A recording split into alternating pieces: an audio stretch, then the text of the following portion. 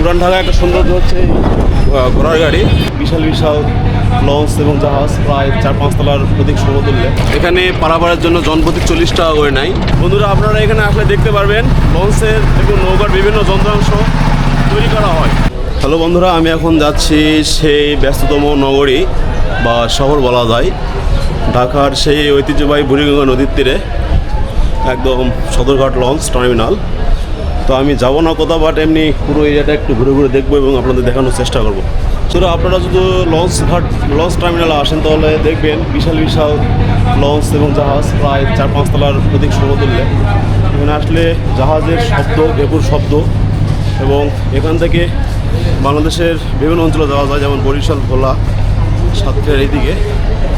তো এই দেখুন লঞ্চ দাঁড়ায় আছে, নির্ধারিত টাইমে এখান থেকে গন্তব্য ছাড়বে।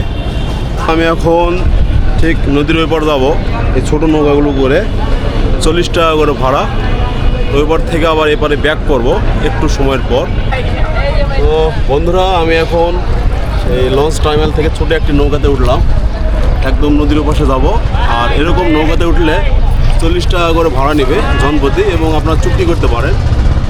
আর এখানে আসলে নদীর পানি অনেক নোংরা, মানে অনেক কালো এবং দুর্গন্ধ, যে বিভিন্ন লঞ্চ থেকে এবং জাহাজ থেকে যে উচ্ছিষ্ট খাবার এগুলো ফেলে দিচ্ছে। আর এই শহরে আসলে দেখবেন বিভিন্ন শ্রেণীর লোকজনের কর্মব্যস্ততা এবং বিভিন্ন শ্রেণীর মানুষজনের সঙ্গে দেখতে পারবেন। এবং এর আশপাশ নৌকা থেকে শুরু করে লঞ্চ এবং ছোটো বড়ো জাহাজের শব্দ, ভেবর শব্দ। ওপাশে হচ্ছে ঘাট, তা আমরা ওই ঘাট থেকে যাচ্ছি ওপাশে। আর ওপাশে হচ্ছে বড় বড় লঞ্চগুলোর কাটাকাটি হয়, আমার মেরামত করা হয়। তো আপনাদের ওটাও দেখানোর চেষ্টা করব। আপনার এই নৌকা চালানো বয়স কতদিনের? 3-4 বছর। আপনার দেশে বাড়ি কই? এই ঝালকাঠি, পিরোজপুর। আপনার প্রতিদিন এভাবে নৌকা চালিয়ে কত টাকা ইনকাম হয় আপনার? 700-800 টাকা হয়। পরিবার চলার মতো না? হ্যাঁ হ্যাঁ, অবশ্যই আল্লাহর নাম নিয়ে চললে অবশ্যই দিন চলবে। তো আমরা প্রায় একদম নদীর মাঝখানে চলে আসছি, আর কিছু সময়ের মধ্যে আমরা ঘাট পেয়ে যাব। আর ব্যস্ততম শহরের মধ্যে এরকম একটা নদীতে নৌকা ভ্রমণ আসলে একটা আনন্দদায়ক। নদীর ঠিক ওপাশেই কেরানীগঞ্জ, ঢাকার কেরানীগঞ্জ।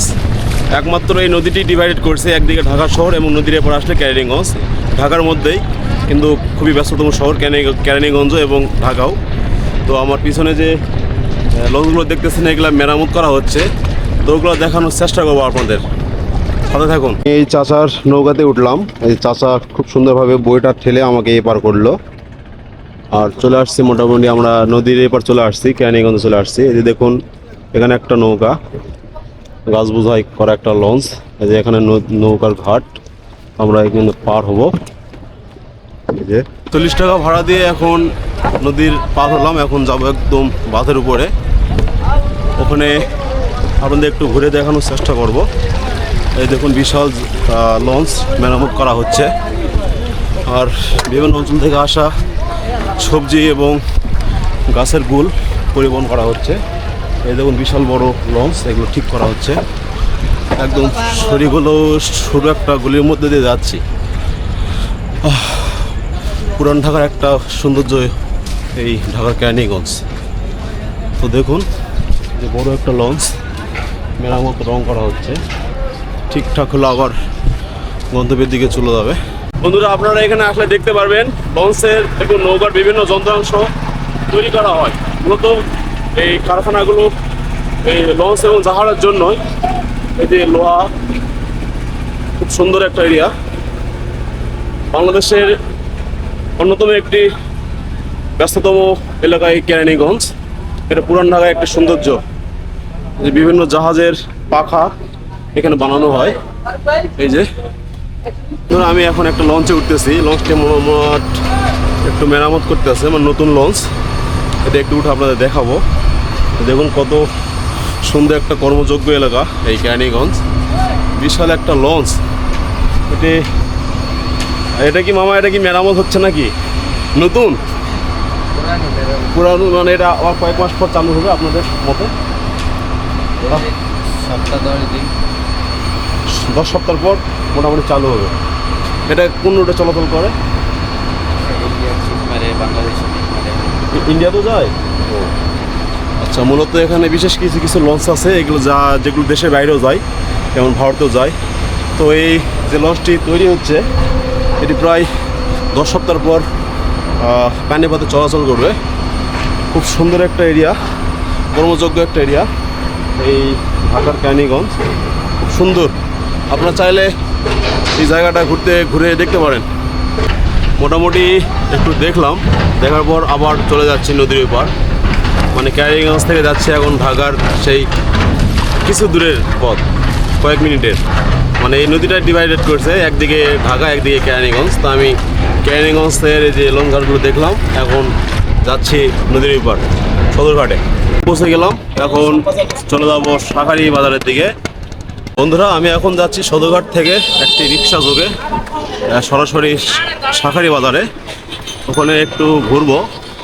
আর সদরঘাট থেকে আমার রিক্সা ভাড়া নিয়েছে 40 টাকা, মানে প্যাডেল রিক্সাগুলো, অটোগুলো না। তো ওখানে একটু ঘোরাঘুরি করব।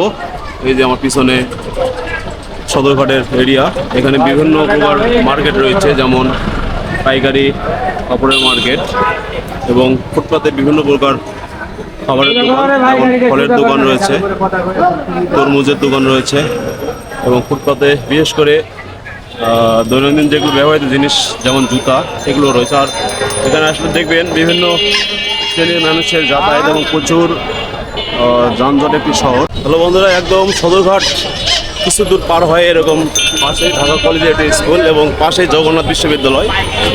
এখানে আমার কয়েকটা বন্ধু পড়ালেখা করে, হয়তো সময়ের ব্যাপারে তাদের সঙ্গে দেখা করতে পারলাম না। দেখুন খুব সুন্দর একটা পরিবেশ, এই বিশ্ববিদ্যালয় বাসগুলো দাঁড়ায় আছে। আর পুরান ঢাকায় একটা সৌন্দর্য হচ্ছে ঘোড়ার গাড়ি। এখানে আসলে আপনারা ঘোড়ার গাড়িতে চড়তে পারবেন।